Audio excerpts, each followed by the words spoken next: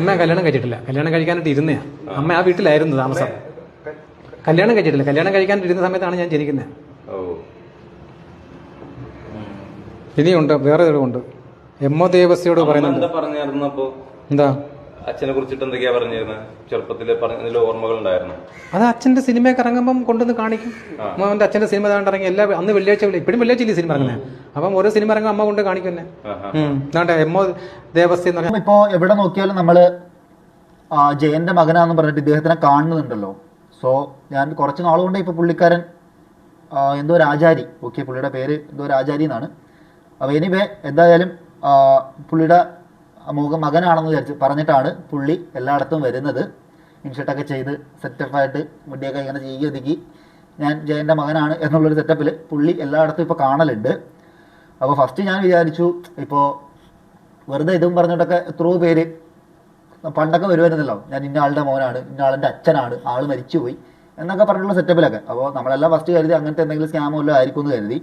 പക്ഷേ പുള്ളി മറ്റേ ഉറച്ചു നിൽക്കുക കേട്ടോ, പാറ പോലെ ഉറച്ചു നിൽക്കുകയാണ്. ഞാൻ ജയൻ എൻ്റെ അപ്പൻ തന്നെയാണ്, ആർക്കും ഞാൻ എൻ്റെ അപ്പനെ വിട്ടുകൊടുക്കത്തില്ല എന്ന് പറഞ്ഞിട്ട്. സോ എനിവേ നമുക്ക് പുള്ളിയുടെ ഒരു ന്യൂസിലോട്ട് പോവാം. അതിനുശേഷം പുള്ളിനെ വെച്ചിട്ട് ഏതോ ഒരു പ്രൊഡ്യൂസർ പടം എന്തോ ചെയ്തിട്ടുണ്ടായിരുന്നു. പുള്ളിയും എന്തൊക്കെയോ ഇയാളെ പറ്റി അന്വേഷിച്ചിട്ട് പറഞ്ഞിട്ടുണ്ട്. സോ എനിക്കും അറിയത്തില്ല, അതിൻ്റെ കറക്റ്റ് ക്ലാരിറ്റി ഇതുവരെ എനിക്ക് അറിയത്തില്ല. അപ്പോൾ നിങ്ങൾക്ക് എന്തെങ്കിലും ഡീറ്റെയിൽ ആയിട്ട് അറിയാമെങ്കിൽ കമൻറ്റിൽ പറഞ്ഞോ. സോ നമുക്കിത് കേട്ട് നോക്കാം.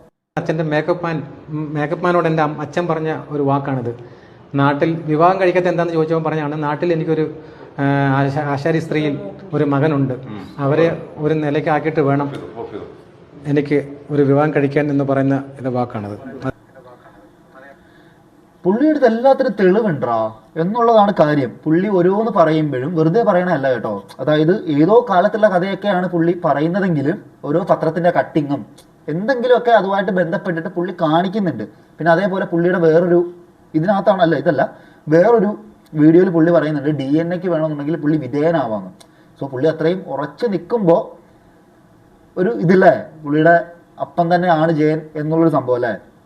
സോ എന്തായാലും നമുക്ക് മറ്റേ പ്രൊഡ്യൂസറിൻ്റെ വീഡിയോ നിന്ന് കണ്ടു നോക്കാം കേട്ടോ. പുള്ളി ഇദ്ദേഹത്തിനെ വെച്ചിട്ട് പടമൊക്കെ ചെയ്തതാണ്.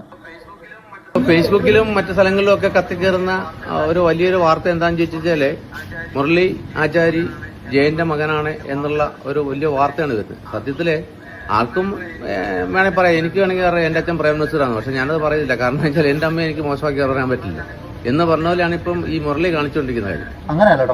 ഞാൻ ആ മുരളി വെച്ചിട്ട് സിനിമ പ്ലാൻ ചെയ്തു. ചില കാര്യങ്ങൾ കൊണ്ട് അയാളെ ചില പ്രവർത്തികൾ കൊണ്ട് ഞാൻ അയാളെ സിനിമയിൽ നിന്ന് ഒഴിവാക്കിയിട്ട് ഞാൻ